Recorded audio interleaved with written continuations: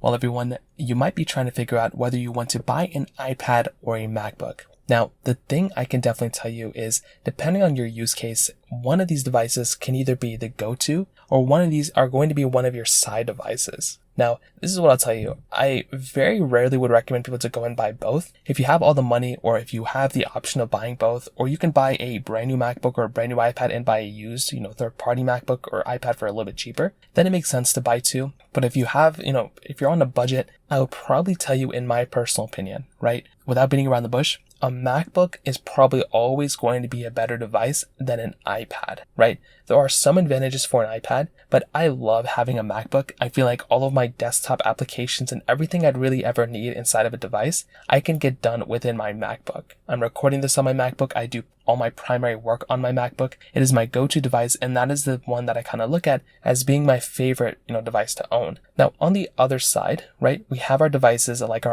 iPads. These are very good devices too, and there's a lot of advantages of owning an iPad. For one, with its display, the display of an iPad is very nice. Nowadays, the display on our MacBooks are kind of comparable because they do have promotion. But if you're buying like $1,000, MacBook, and you're comparing it to $1,000, iPad display, the display on the iPad could actually end up being better than the one on the MacBook. On top of that, for a lot of use cases out there, depending on what you're trying to do on your Mac, you could probably get the same experience on an iPad. Meaning that you can go through and download the same types of apps, or at least get the same job done on an iPad compared to a MacBook. Especially if you're just like editing documents, you're doing PowerPoints, you're doing things like that, you could probably have a really good experience inside something like an iPad, just like how you could on a MacBook. So I definitely do think from that side, you're definitely able to kind of get a little bit of the same experience depending on what you're trying to do. And now there's been a lot of more, devices and applications that have now supported on the iPad that you can go through and basically just utilize almost the same as MacBooks. Photoshop,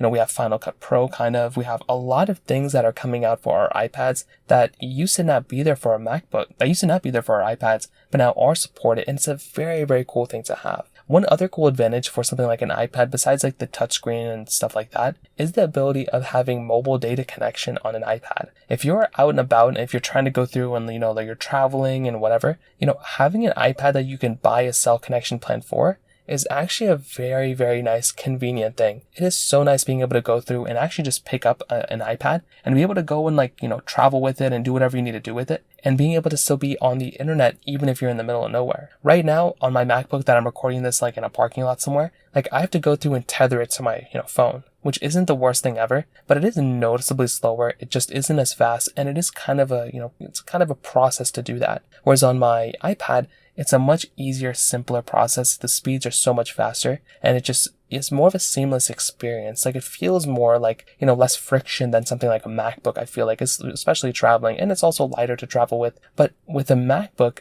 these things are almost always more powerful. Within a MacBook, you can probably get newer chipsets, you can probably get more RAM, and these things are designed to be, more as power efficient as possible. And I would say the applications that are designed for our MacBooks, the ones that are designed here, right, they're supposed to be, top of the top, and these are more powerful applications that typically have more features. I'd also say, if you're going to go through and buy a MacBook, these things can probably, I feel last longer in terms of, the use case scenario of, multi-use cases than something like an iPad. I think iPads are great, and they're really, really good. But I do feel like if you're looking at it, like a MacBook that's 10 years old, you could still kind of use it. You probably shouldn't. But if you look at a 10-year-old iPad, those things really aren't usable anymore, right? Look at the 2014 iPads. I don't know what, the iPad Air 1 or the iPad Air 2. Those iPads are fairly outdated now. Whereas the 2014 MacBook, you could probably still use, although I wouldn't recommend it. But even a 2015 MacBook compared to a 2015 iPad, those 2015 MacBooks are still kind of okay.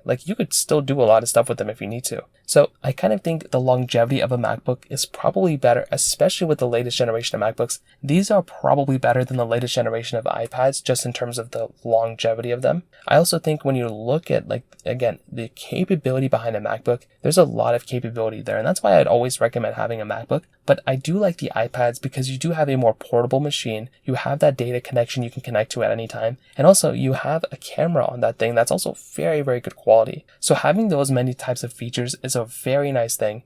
For one, I am a fan of having something like a MacBook. I think those are my go-to and I never would switch from it. But having an iPad there as a side device I think is really good. But there are a lot of people watching who could probably just use an iPad and probably be okay with it. So from this specific situation, what I would tell you is that my, broad advice, if I could just, give broad advice to, somebody watching this, buy a MacBook. It is my go-to. It's the one I would recommend going through. But an iPad is good is if the things that I recommend, if the things I talked about make sense to you, then just go ahead and buy an iPad. But that's kind of how I see it. If you have any other thoughts or questions, please let me know in the comment section below. Hit the like button, that would mean so much, but definitely hit that subscribe button. More importantly than everything else, I love every single one of you guys.